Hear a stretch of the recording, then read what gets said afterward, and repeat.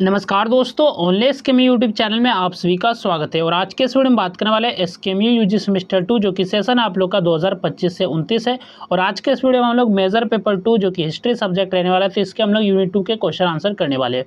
और इसके पहले मैंने जो यूनिट 1 का क्वेश्चन आंसर करा दिया, अगर आपने उस वीडियो को नहीं देखा है तो आप हमारे चैनल से जाके देख सकते हैं, या फिर आपको इसी वीडियो का डिस्क्रिप्शन में प्लेलिस्ट का लिंक मिलेगा, तो वहाँ से जाके आप उन वीडियो को देख सकते हैं। तो अगर आप प्लेलिस्ट पे जाना चाहते हैं तो वीडियो का डिस्क्रिप्शन में आपको प्लेलिस्ट का लिंक मिल जाएगा, तो वहाँ से आप पहले के वीडियो को देख सकते हैं। तो सबसे पहले हम लोग बात करेंगे very short answer type questions के बारे में, यानी कि वेरी शॉर्ट क्वेश्चंस के बारे में। तो पहला जो क्वेश्चन है, हु वेयर द सातवाहन्स, यानी कि जो सातवाहन कौन थे, तो आपसे पूछा गया है सातवाहन कौन थे, तो इसके बारे में आपसे पूछा गया है। तो सातवाहन जो है उत्तर मौर्य काल का एक प्रमुख भारतीय राजवंश था। तो क्या था, एक जो है भारतीय राजवंश था सातवाहन, जिसने जो मुख्यतः दक्षिण और मध्य भारत के विस्तृत क्षेत्रों पर शासन किया तथा अपनी सुदृढ़ प्रशासनिक व्यवस्था और भूमि अनुदान नीति के लिए प्रसिद्ध था। तो इन्होंने जो कहाँ पर शासन किया था सातवाहन ने, तो दक्षिण और मध्य भारत के क्षेत्रों पर इन्होंने शासन किया था। और इन्हें जो अपनी प्रशासनिक व्यवस्था को मजबूत बनाने के लिए और जो भूमि अनुदान नीति के लिए जो प्रसिद्ध था सातवाहन। ठीक है, तो ये आपका पहला क्वेश्चन था। इसके बाद नेक्स्ट आपका क्वेश्चन है, what is meant by land grants, यानी कि भूमि अनुदान से क्या अभिप्राय है, भूमि अनुदान से आप क्या समझते हैं।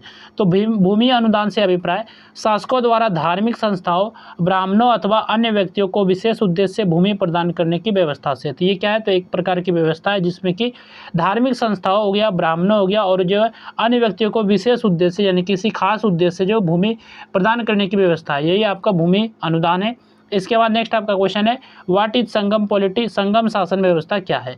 तो संगम शासन व्यवस्था से अभिप्राय संगम युग में दक्षिण भारत के राज्यों की राजतंत्रात्मक प्रशासनिक व्यवस्था से है, जिसमें राजा राज्य का सर्वोच्च शासक होता था। यह आपका संगम शासन व्यवस्था है। नेक्स्ट आपका क्वेश्चन है, mention any two features of Sangam society. तो संगम समाज की कोई दो विशेषताएं लिखिए। तो संगम समाज की कोई दो विशेषताओं के बारे में आपको बताना है। तो संगम समाज की कोई दो विशेषताएं, आपके मुख्य विशेषताएं क्या है। तो संगम समाज जो है कृषि एवं व्यापार पर आधारित था। तो संगम समाज किस पर आधारित था, तो कृषि यानी कि खेती बाड़ी और जो है व्यापार पर आधारित था। इसके बाद समाज में जो विभिन्न व्यवसाय और सामाजिक वर्गों का स्पष्ट विभाजन था। ये जो दो मुख्य विशेषताएं थी संगम समाज की।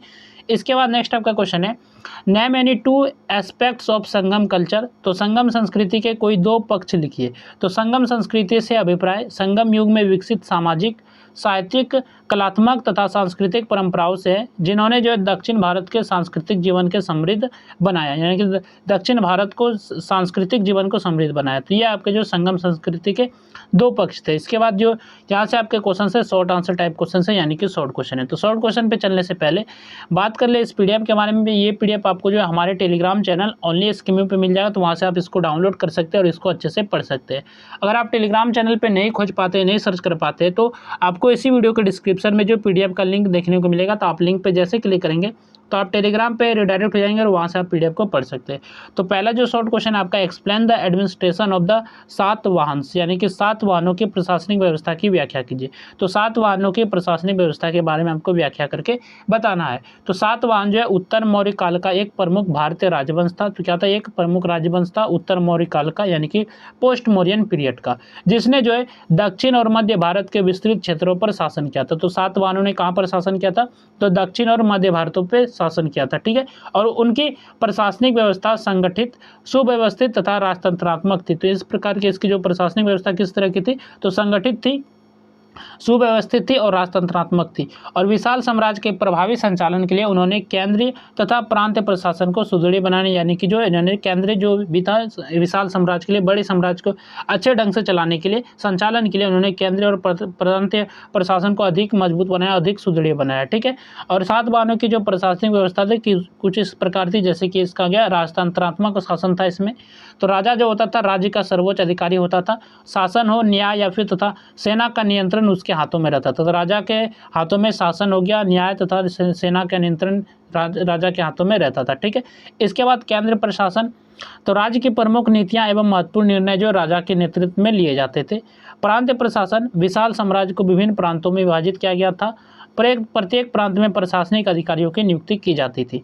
भूमि अनुदान व्यवस्था, सातवाहन शासकों द्वारा ब्राह्मणों तथा धार्मिक संस्थाओं को भूमि अनुदान दिए जाते थे, यानी कि इनके द्वारा जो दान में दिए जाते थे, जो उनकी प्रशासनिक नीति का जो महत्वपूर्ण अंग था।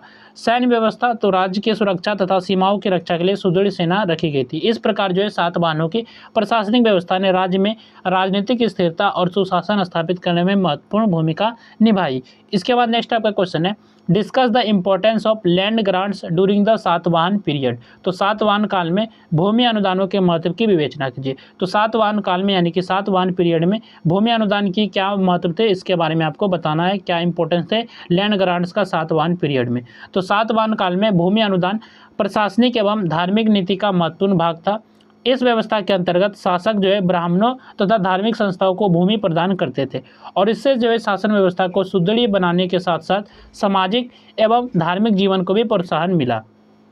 तो सातवाहन काल में भूमि अनुदानों का महत्व, तो धार्मिक संरक्षण, तो ब्राह्मणों तथा धार्मिक संस्थाओं को भूमि देकर धर्म के संरक्षण और विकास को बढ़ावा दिया गया।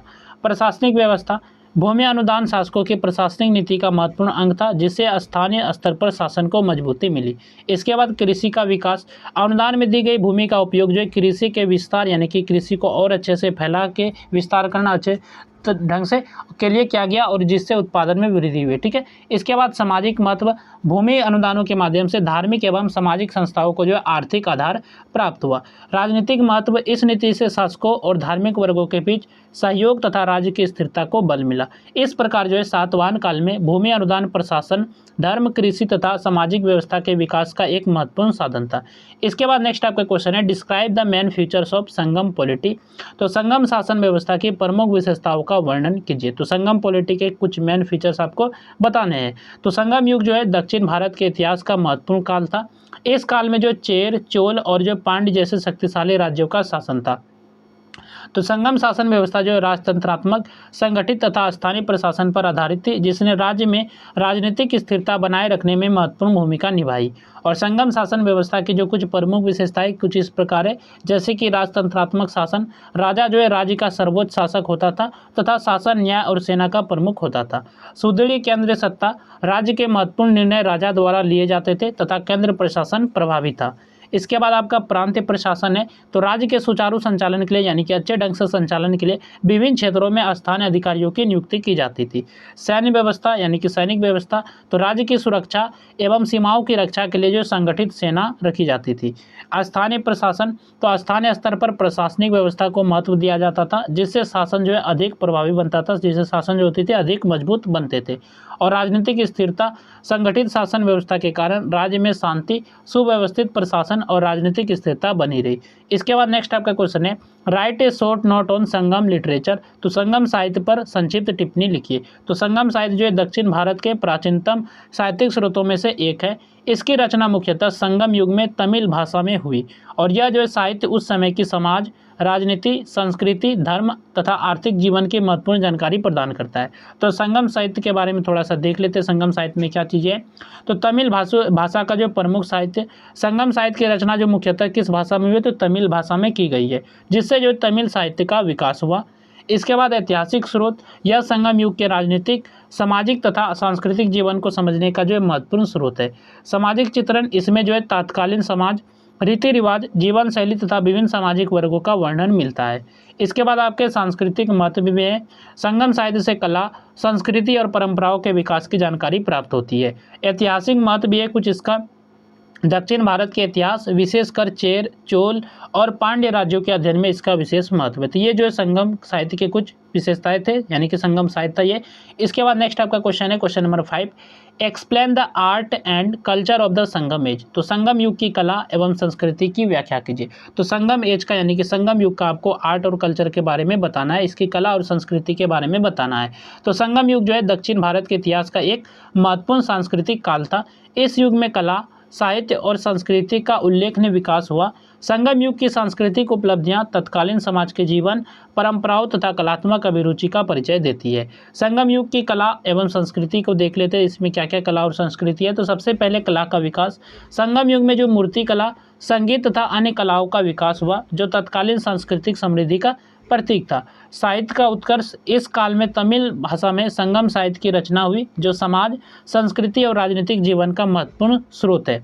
सांस्कृतिक परंपराएं, संगम समाज में उत्सव, रीति रिवाज और लोक परंपराओं को विशेष महत्व दिया जाता था। धार्मिक जीवन, धार्मिक आस्था तथा सांस्कृतिक गतिविधियाँ समाज के जीवन का महत्वपूर्ण भाग थी।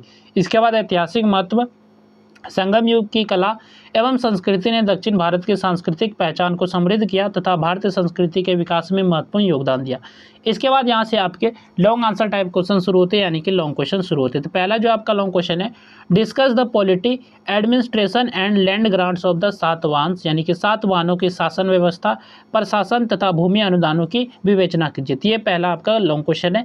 इसके बाद नेक्स्ट आपका क्वेश्चन है, क्वेश्चन नंबर जो कि आपका सेकंड है, दूसरा जो क्वेश्चन है, critically examine the political system of the Sangam age, तो संगम युग की शासन व्यवस्था का समालोचनात्मक परीक्षण कीजिए। ये आपका क्वेश्चन नंबर 2 है।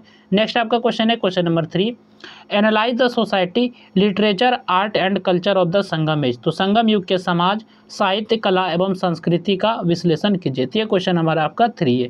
नेक्स्ट आपका क्वेश्चन है, question number 4, evaluate the contribution of the Satavahanas to polity and administration, तो शासन व्यवस्था एवं प्रशासन के क्षेत्र में सातवाहनों के योगदान का मूल्यांकन कीजिए। तो सातवाहनों का क्या योगदान रहा शासन व्यवस्था और प्रशासन में, तो इसके बारे में आपको बताना है। इसके बाद नेक्स्ट आपका क्वेश्चन है, क्वेश्चन नंबर जो कि आपका 5 नंबर क्वेश्चन है, examine the socio cultural developments of the Sangam age, तो संगम युग के सामाजिक एवं सांस्कृतिक विकास का परीक्षण कीजिए। ये क्वेश्चन नंबर आपका 5 है। तो यहाँ तक हम लोगों ने जो आपका मेजर पेपर 2 हिस्ट्री था एसकेएमयू यूजी सेमेस्टर 2 सेशन 2025 से 29 के लिए, तो ये हम लोगों ने कुछ यूनिट 2 के क्वेश्चन आंसर किए और इसके पहले मैंने यूनिट 1 का क्वेश्चन आंसर करा दिया था। अगर आपने उस वीडियो को नहीं देखा है तो आप हमारे चैनल से जाके देख सकते हैं, या फिर आपको इसी वीडियो के डिस्क्रिप्शन में प्लेलिस्ट का लिंक मिलेगा, तो वहाँ से जाके आप उस वीडियो को देख सकते हैं। अगर आपको पीडीएफ डाउनलोड करना है तो पीडीएफ आपको हमारे टेलीग्राम चैनल ओनली एसकेएमयू पे मिल जाएगा, तो वहाँ से आप पीडीएफ को डाउनलोड कर सकते हैं और अच्छे से पढ़ सकते हैं। अगर आप टेलीग्राम पे नहीं ढूंढ पाते हैं तो इसी वीडियो के डिस्क्रिप्शन में जो पीडीएफ का डाउनलोड लिंक दिया गया है, तो आप लिंक पे जैसे क्लिक करेंगे